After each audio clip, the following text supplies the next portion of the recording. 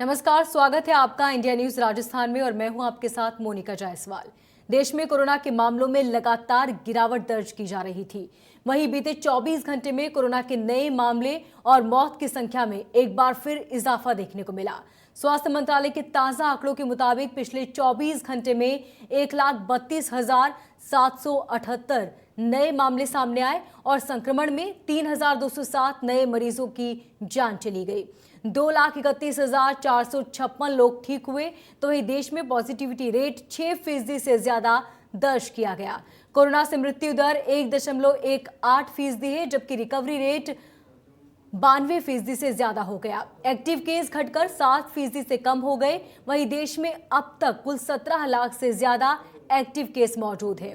देश में मौतों का आंकड़ा 7,35,102 तक पहुंच गया है। वहीं राजस्थान की बात करें तो राजस्थान में कोरोना कंट्रोल में दिख रहा है।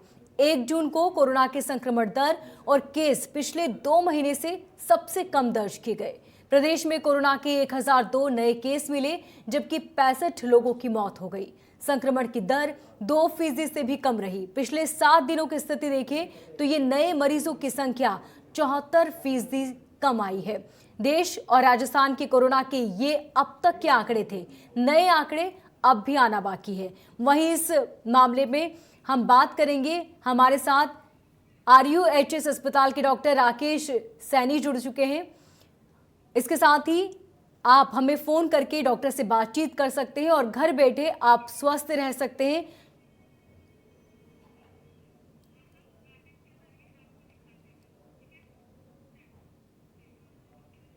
और चलिए ग्राफिक के जरिए समझेंगे कि आखिर कोरोना को किस तरीके से समझा जाए, कोरोना से उबरने में कुल कितना समय लगेगा।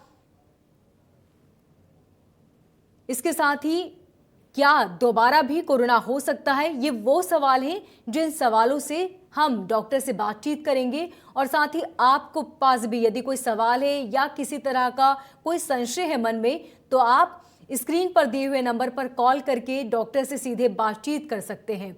क्या कोरोना या उसकी दवाओं से शुगर बढ़ता है, ये वो सारे सवाल जिसमें हम डॉक्टर से इन सारे सवालों का जवाब लेंगे और जानेंगे कि आखिर कोरोना को किस तरीके से कंट्रोल किया जा सकता है, किस तरीके से कोरोना महामारी से बचा जा सकता है।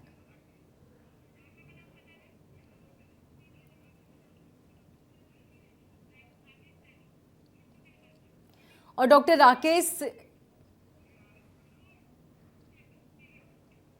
राकेश सैनी हमारे साथ जुड़ चुके हैं। डॉक्टर, बहुत स्वागत है आपका। बहुत बहुत धन्यवाद मोनिका जी कार्यक्रम में मुझे बुलाने के लिए। डॉक्टर सैनी, सबसे पहला मेरा सवाल ये है कि क्या शुगर की जो दवाइयां हम लेते हैं उसके साथ ही हम कोरोना की दवाइयां भी ले सकते हैं? जी बिल्कुल। पहली चीज तो हमें कोई भी लगभग कोविड के साथ में कोई भी बीमारी हो तो हम हमारे जो एग्जिस्टिंग बीमारियां हैं उनकी दवाई कंटिन्यू कर सकते हैं। साथ में चिकित्सकीय सलाह, उसकी डोज को कम ज्यादा करने से संबंधित आपको लेना चाहिए परामर्श अपने चिकित्सक के साथ में।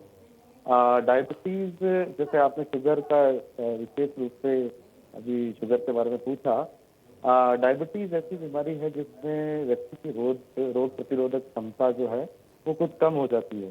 तो कोविड जैसी डिजीज होने की पॉसिबिलिटी पेशेंट में बढ़ जाती है। और साथ ही अभी बहुत सारे हमारे पास बहुत सारे इस तरह के एग्जाम्पल्स भी आए हैं जिसमें कोविड होने के बाद में बहुत सारे मरीजों का शुगर लेवल बढ़ा हुआ हमें मिला। अब इस बारे में और ज्यादा स्टडीज की जरूरत है कि क्या उनका सीधा रिलेशन कोविड के साथ है या जो हम कोविड पेशेंट को जो गंभीर कोविड पेशेंट है जिन उनको हम जो स्टीरॉइड दे रहे हैं क्या इसकी वजह से है। तो ये चीजें लंबे समय में स्टडी के दौरान और ज्यादा प्रूव हो पाएंगी। अभी सीधा कोविड के साथ डायबिटीज का रिलेशन देना वो ठीक नहीं है। इसके साथ ही डॉक्टर राकेश, क्या गर्भवती महिलाएं भी वैक्सीन लगवा सकती हैं और कोरोना से गर्भवती महिलाओं को किस तरह बचाया जा सकता है? हाँ जी, ये बहुत ही महत्वपूर्ण सवाल आपने पूछा है। पहली चीज तो गर्भवती महिलाएं किसी भी बीमारी के लिए एक सामान्य महिला के कंपैरिजन में ज्यादा ससेप्टेबल होती है, उसको बीमारी होने के ज्यादा चांसेस होते हैं। अभी आईसीएमआर की जो गाइडलाइन है उसके तहत गर्भवती महिलाओं के लिए अभी वैक्सीनेशन का उन्होंने रिकमेंडेशन नहीं किया है। हाँ, लैक्टेटिंग जो विमेन्स हैं उनके लिए आईसीएमआर ने वो गाइडलाइन जारी कर दी है। जी। रही बात गर्भवती महिलाओं का इस बीमारी से बचने के लिए जो हम उपाय कर सकते हैं, उसमें सर्वप्रथम बहुत ही सामान्य सी चीजें हैं जो अन्य लोगों पर भी लागू होती हैं कि जी। आप एक सोशल डिस्टेंसिंग को फॉलो करें, कोविड अप्रोप्रिएट बिहेवियर, जिसमें आप जब बाहर जाते हैं तो अपने हाथों को बहुत अच्छे से धोएं वापस आते समय। इसके अलावा आप सोशल डिस्टेंसिंग को मेंटेन रखें। इसके अलावा मास्क जो है वो जरूर लगाएं और मास्क पे बार बार हाथ ना लगाएं। ये बहुत महत्वपूर्ण चीज है कि मास्क को आप कैसे यूज करते हैं। बिल्कुल। ये अक्सर ये देखा गया है कि लोग मास्क लगा लेते हैं नाक के नीचे या गले के ऊपर या बार बार उसके जो सामने का साइड है उस पर अक्सर बार बार हाथ लगाते रहते हैं। जी, तो डॉक्टर इससे राकेश, मास्क इसी बीच लगाने हमारे का दर्शक बाबू हमारे साथ जुड़ चुके हैं। जी बाबू जी, आप सवाल पूछें अपना। हाँ डॉक्टर साहब नमस्कार, मैं बाबू भाटी बात कर रहा हूँ। एक्चुअली क्या मुझे दिल्ली आना था फ्लाइट से, तो मैंने कोविड टेस्ट करवाया था और मैं बिल्कुल फिट एंड फाइनल हूँ। लेकिन आज एसएन मेडिकल कॉलेज से मेरे पास कॉल आता है और उन्होंने कहा कि आप पॉजिटिव हो। तो मैं तो अभी फिट हूँ, तो क्या मुझे कोई मेडिसिन वगैरह लेनी चाहिए? जी, ये भी एक आपने बहुत अच्छी चीज पूछी है। यूजुअली लोगों में ये भ्रांति रहती है कि उनको कुछ भी नहीं हो रहा फिर भी कोविड रिपोर्ट पॉजिटिव है, तो ऐसी स्थिति में क्या बहुत सारे लोग तो रिपोर्ट पे भी कोई क्वेश्चन मार्क लगा देते हैं। तो इस प्रकार के केसेस के अंदर सबसे महत्वपूर्ण ये है कि कोविड एक वायरस है। वायरस से 80 से 90% लोगों में कोई सिम्टम नहीं होते हैं। अपनी बॉडी की इम्यूनिटी उस वायरस को खत्म करने की कोशिश करती है। तो उस केसेस में अगर आप सक्सीड हो जाते हैं उसमें, तो वो आपको किसी प्रकार के सिम्टम डेवलप नहीं होते हैं। उस स्थिति में आपको सिर्फ सिम्टोमेटिक ट्रीटमेंट लेना है, यानी अगर आपको सिम्टम नहीं है तो इम्यूनिटी को बूस्ट करने वाली जो चीजें हैं जैसे विटामिन सी है, जिंक है, आप अगर कोई आपको खराश है तो गार्गल्स हैं, इस तरह की चीजें आप करें। और मोस्ट इम्पोर्टेंट चीज है कि आप अपने आप को आइसोलेट रखें, क्योंकि हो सकता है कि आप उस बीमारी को अपने से किसी ऐसे व्यक्ति तक फैला दें जो उसके लिए ये जानलेवा हो सकती है। तो ज्यादा इम्पोर्टेंट इस तरह के मामलों में ये है कि अपने आप को आप आइसोलेट रखें, अपने आप की मॉनिटरिंग रखें। बुखार, खांसी, जुकाम या अपना किसी भी प्रकार के सांस में दिक्कत हो तो आप तुरंत अस्पताल में संपर्क करें, ठीक, अन्यथा आपको जी उम्मीद है डॉक्टर राकेश भाटी जी को अपने सवालों का जवाब मिल गया होगा। डॉक्टर राकेश, इसके अलावा एक सवाल ये भी है मेरा कि क्या दोबारा कोरोना हो सकता है? यदि मरीज को एक बार कोरोना हुआ, वो रिकवर हो गया और दोबारा चांसेस है कोरोना होने के? जी, हमने पिछले 15 महीनों में इस तरह के पेशेंट्स भी देखे हैं जिसमें पहली बार कोरोना होने के बाद में भी दूसरी बार उनको कोविड हो गया, परंतु अक्सर हमने ये देखा है कि उनको जो डिजीज सीवियरिटी है वो कंपैरेटिवली कम हुई है। तो ऐसा नहीं है कि कोविड दोबारा नहीं हो सकता, बिल्कुल हो सकता है। तो एक बार कोविड होने के बाद ये बिल्कुल न माने कि अब आपको कोविड नहीं हो सकता। तो इसीलिए आपको उन सारे ख्यालों को, उन सारी सावधानियों को मेंटेन रखने की जरूरत है जो हम पहले रखते आ रहे हैं। जी, इसके अलावा डॉक्टर राकेश, ये भी कि कोरोना से उबरने में कुल कितना समय लगेगा? क्योंकि कई बार देखा गया है कि कुछ लोग बहुत जल्दी रिकवर हो जाते हैं, कई लोगों को महीनों भी बीत जाते हैं। जी, इसमें इसकी नहीं, कोविड ही नहीं, इवन कोविड के अलावा दूसरी डिजीज जो भी इंफेक्शियस डिजीज होती हैं उनमें सभी में एक बड़ा कॉमन सा प्रिंसिपल है, इम्यूनिटी ऑफ द पेशेंट। अगर मरीज की इम्यूनिटी काफी हद तक ठीक है तो हमारी बॉडी जो है वो वायरस से बहुत जल्दी उस वायरस को खत्म कर देती है। जबकि इम्यूनिटी वीक होने पे वो वायरस हमारे अंदर बहुत सारे सिस्टमिक चेंजेस लेके आता है, जैसे निमोनिया कर सकता है, खांसी कर सकता है, और भी बहुत सारे सिस्टम्स को प्रभावित कर सकता है। अगर एक नॉर्मल साइकिल में देखें तो 80 से 90% लोगों में बहुत माइल्ड या बिल्कुल सिम्टम नहीं आते हैं। बचे हुए 10 से 15% लोगों के अंदर कुछ में सिर्फ और सिर्फ सामान्य खांसी बुखार के सिम्टम आते हैं। जी। तो 2 से 3% लोग ऐसे होते हैं जिनमें हमने निमोनिया देखा है, यानी लंग्स का इन्फेक्शन देखा है। तो अगर किसी को लंग्स का इन्फेक्शन होता है तो ये साइकिल 15 दिन 20 दिन तक पहुंच जाता है। जी डॉक्टर राकेश, हमारे एक दर्शक मोहन हमारे साथ जुड़ चुके हैं। जी मोहन, अपना सवाल पूछिए। जी डॉक्टर सैनी से मैं ये पूछना चाहता हूँ कि बहुत सारे लोग जो है वो रशिया की वैक्सीन स्पुतनिक का इंतजार कर रहे हैं। अभी स्पुतनिक की अवेलेबिलिटी नहीं है, अभी ये कोवैक्सीन या कोविशील्ड मिल रही है। तो ऐसा करना कितना सही है? और इन सभी कोवैक्सीन, कोविशील्ड और स्पुतनिक में क्या फर्क है? जी, पहली चीज तो आपने स्पुतनिक के बारे में स्पेसिफिकली पूछा है। जी, इन तीनों वैक्सीन की निर्माण जो विधि है, वैक्सीन का जो प्रोडक्शन है, उसके तरीके में अंतर है। तकनीकी रूप से कहें तो तीनों ही वैक्सीन प्रभावी हैं। जो हमारे पास में WHO के या जो भी डेटा अवेलेबल है उसमें तीनों ही वैक्सीन प्रभावी हैं, इसीलिए भारत सरकार ने उनको और ICMR ने अप्रूवल किया। रही बात इंतजार तो मेरा तो ये निवेदन है कि हमें किसी भी वैक्सीन का इंतजार नहीं करना चाहिए। जो आपको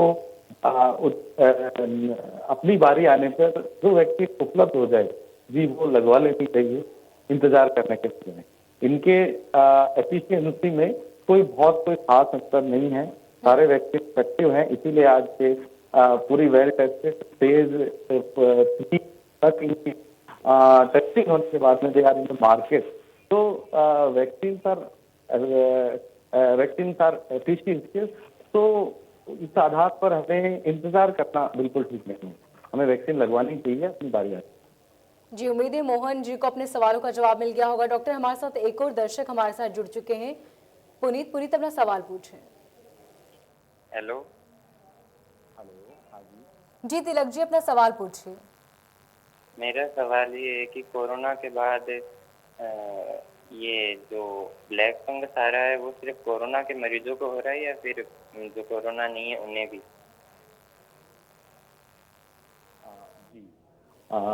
अभी तक देखिए ब्लैक फंगस ऐसा नहीं है, ये हमारे आसपास ही रहता है। ये कोई ऐसा नहीं है कि कहीं बाहर से आया है।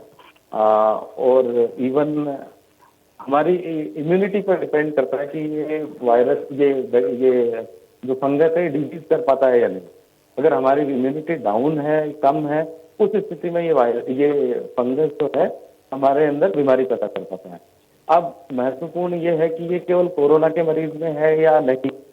अब इम्पोर्टेंट चीज ये है कि पिछले दिनों जो हमारी सेकेंड वेव थी, इसमें बहुत सारे कोविड पेशेंट्स के अंदर हमने ब्लैक फंगस देखा है पूरे इंडिया में, थ्रू आउट इंडिया। उसकी रीजन या उसके कारणों की बहुत सारी थ्योरीज बहुत सारे विशेषज्ञों ने रखी हैं। कुछ ने स्टीरॉइड का इनअप्रोप्रिएट यूज इसको बताया है, कुछ ने डायबिटीज या उसके साथ उसका होना पाया है, कुछ ने उसको ऑक्सीजन के साथ में भी, ऑक्सीजन थेरेपी के साथ में भी कनेक्ट किया। तो अगर हम सभी को मिला जुला कर देखें तो वाकई इन सभी के साथ इसका कोरिलेशन दिया जा सकता है। महत्वपूर्ण बात यह है कि हमारे इम्यूनिटी पर डिपेंड करता है कि हमें ब्लैक फंगस होता है या नहीं होता है। कोरोना के अंदर हमारी इम्यूनिटी कंपैरेटिवली कम हो जाती है, इसीलिए इसके साथ इसका कोरिलेशन हमें ज्यादा मिला है। बाकी ये किसी भी इवन नॉन कोरोना पेशेंट को भी हो सकता है अगर उनकी इम्यूनिटी कम हो। जी, उम्मीद है तिलक जी को अपने सवालों का जवाब मिल गया होगा। डॉक्टर सैनी, क्या कोरोना एक बार ठीक होने के बाद, वैक्सीन लगवाने के बाद भी दोबारा कोरोना हो सकता है?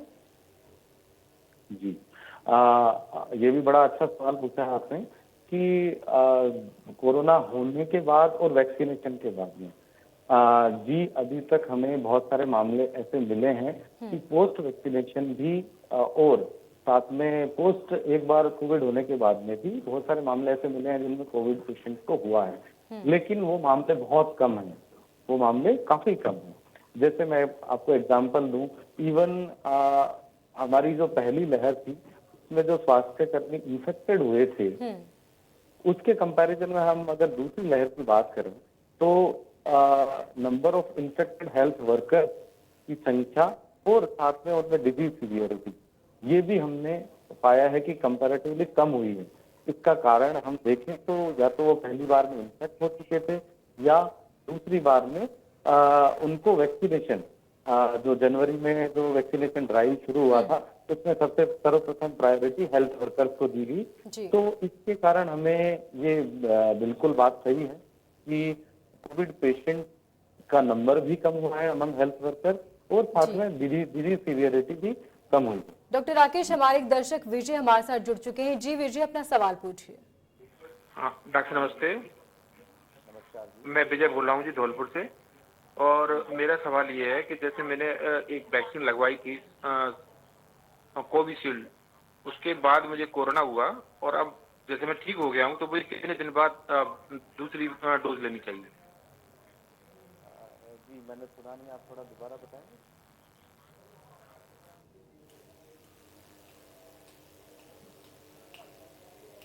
जी थोड़ा ऑडियो आपका क्लियर नहीं हो पाया, तो क्या दोबारा बताएंगे?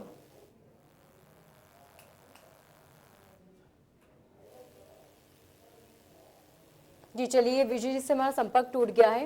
डॉक्टर राकेश, इसके अलावा मेरा सवाल है आपसे कि जो ब्लैक फंगस है उसके बाद व्हाइट फंगस भी देखने को मिला, क्रीम फंगस भी देखने को मिला, क्या लक्षण है इनके और किस तरह बचाव किया जा सकता है? जी पहली चीज तो जी आपने बहुत सारे फंगसेस के बारे में बताया। ये सारे के सारे फंगस अपॉर्चुनिस्टिक इन्फेक्शन के श्रेणी में आते हैं, यानी हमारा इम्यून सिस्टम जब कमजोर होता है तो शरीर के बहुत सारे अंगों में ये फंगस इन्फेक्शन कर सकते हैं।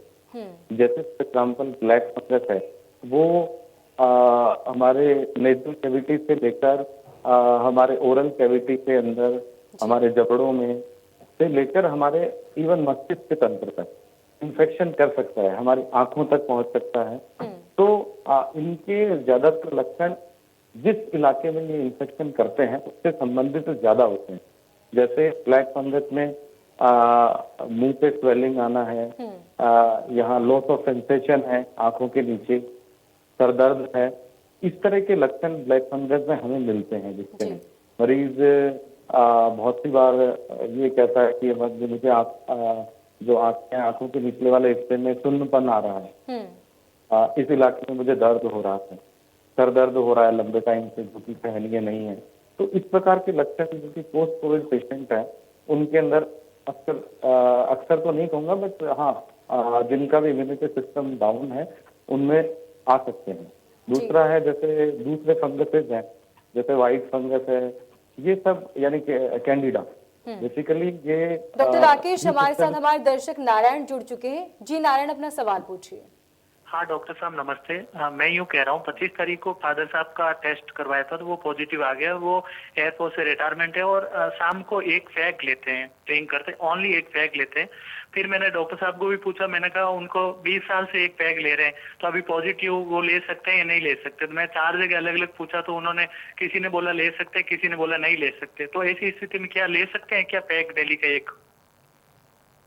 जी पहली चीज तो कोविड ही नहीं, इवन नॉन कोविड समय में भी अल्कोहल और इवन धूम्रपान दोनों ही व्यक्ति की जो हेल्थ है उसके लिए उस पर नकारात्मक प्रभाव ही डालते हैं। तो मेरी राय तो ये है कि I think it should be avoidable. तो किसी भी तरह का नशा न किया जाए तो बेहतर होगा। उम्मीद है नारायण जी को अपने सवालों का जवाब मिल गया होगा। डॉक्टर राकेश, इसके साथ ही जैसे कि थर्ड वेव कहा जा रहा है बच्चों के लिए बेहद खतरनाक है, तो ऐसे में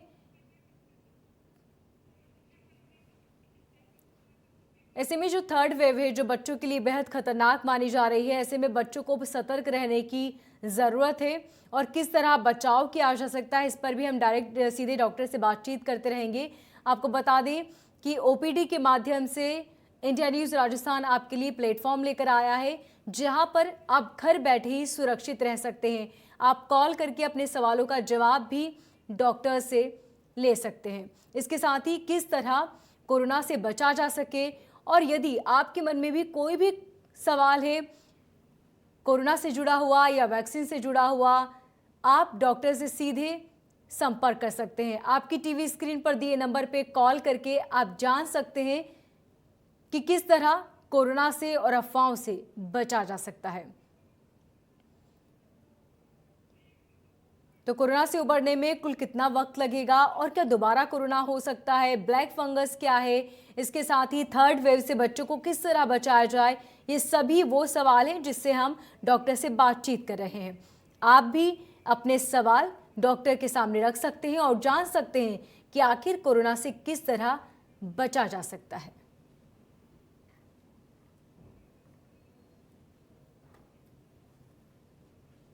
तो आपकी टीवी स्क्रीन पर दिए नंबर पर आप कॉल करके जान सकते हैं डॉक्टर से आपके मन में कोई भी सवाल हो या फिर किसी भी तरह की अफवाहें आपके आसपास चल रही हैं और उनसे किस तरह बचा जाए, कोरोना से किस तरह अपने बच्चों को बचाया जाए और घर बैठे किस तरह सुरक्षित रहा जा सके, इन सभी सवालों के जवाब हम डॉक्टर से ले रहे हैं। आप भी अपने सवाल घर बैठे डॉक्टर से पूछ सकते हैं।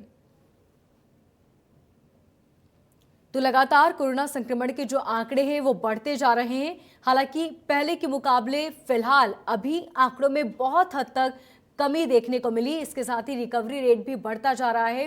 ऐसे में लगातार डॉक्टर्स, स्वास्थ्य अधिकारी और इंडिया न्यूज राजस्थान भी आपसे अपील करता है कि कोरोना संक्रमण से बचने के लिए वैक्सीन की अफवाहें पर ध्यान न दें, वैक्सीन जरूर लगवाएं। इसके साथ ही 2 गज की दूरी बनाए रखें, मास्क जरूर पहनें और साथ ही किसी के भी संपर्क में आने से बचें। यदि आपको कोरोना हो भी जाता है, रिजल्ट यदि आपका पॉजिटिव आता है, तब भी बिल्कुल न घबराएं। डॉक्टर्स की दी हुई दवाएं जरूर लें, सभी से दूरी बनाएं और साथ ही डॉक्टर्स की बताई हुई सलाहों पर ध्यान दें।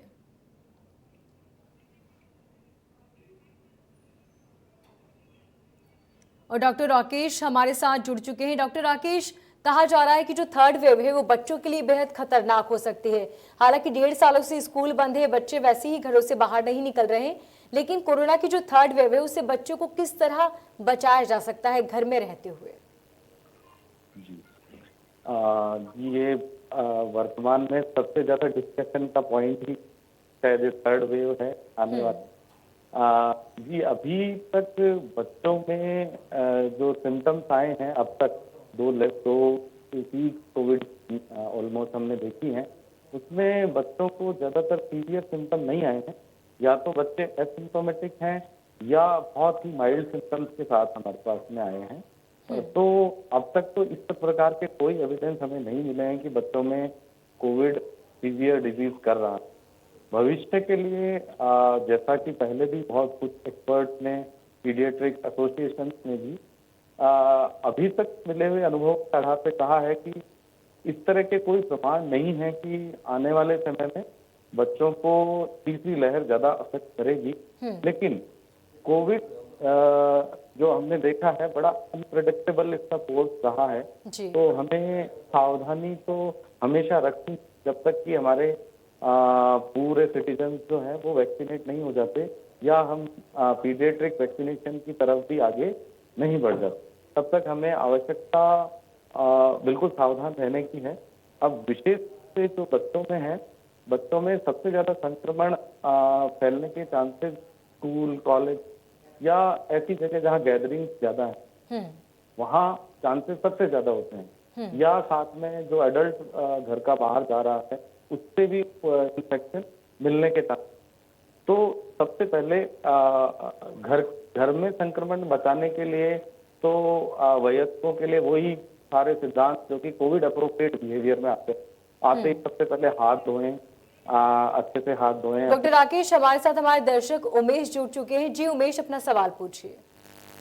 मेरे को 2 मई को मैं पॉजिटिव आया था। जी हेलो जी राकेश पूछिए। हेलो डॉक्टर साहब, मैं 2 मई को पॉजिटिव आया था। जी उमेश, हम सुन पा रहे हैं आपको, अपना सवाल पूछिए। मैं 2 मई को पॉजिटिव आया था। मैंने एक वैक्सीन 18 मार्च को ली थी। जी तो मेरे को अब वैक्सीन कब लेना चाहिए, सेकंड वैक्सीन?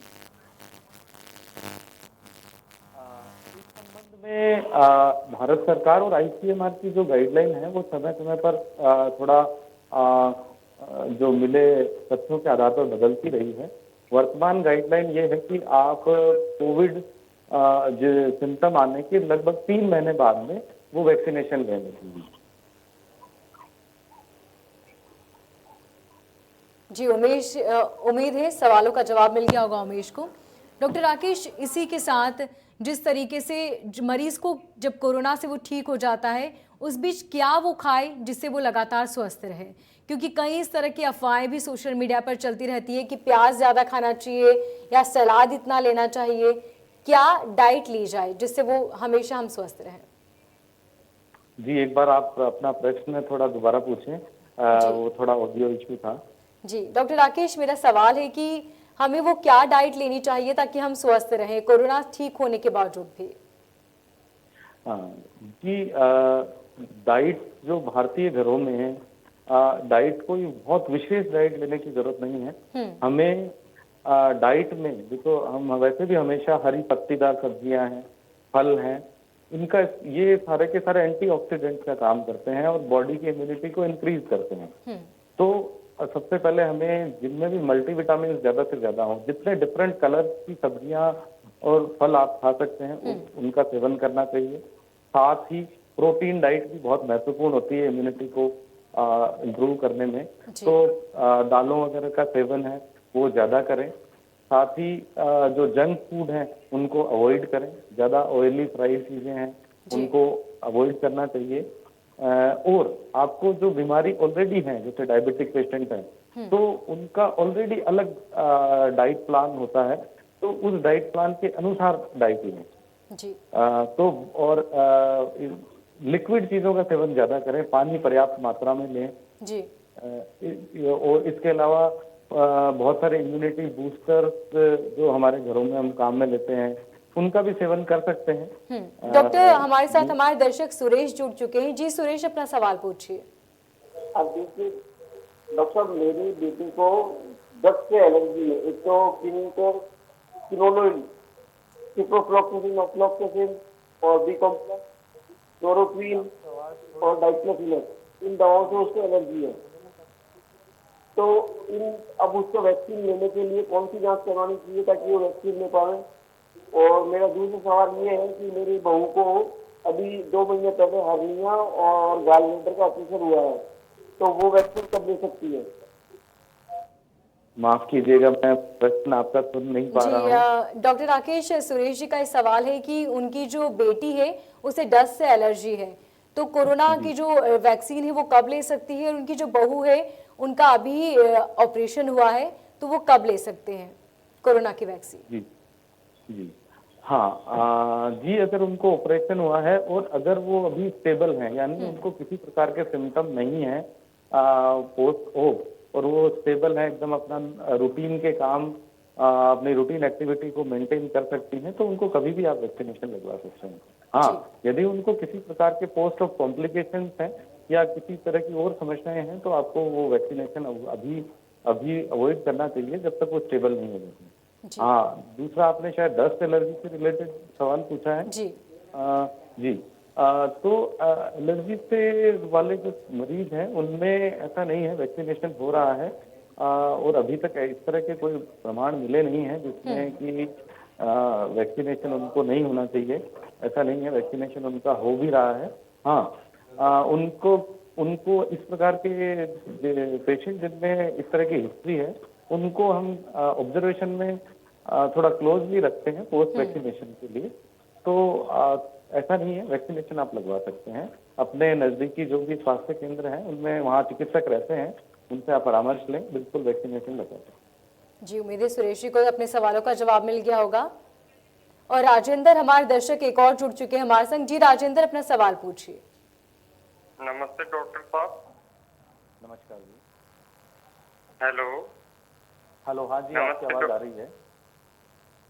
मैं डॉक्टर साहब ऐसे पूछ रहा था कि जो कोवैक्सीन है, कोवैक्सीन, जी पिछले दिनों में उसमें एक खबर आई थी कि वो औरत के बजाय मर्द पर ज्यादा असर करती है, तो ये औरतों को कोविशील्ड वैक्सीन लगानी चाहिए या फिर कोवैक्सीन?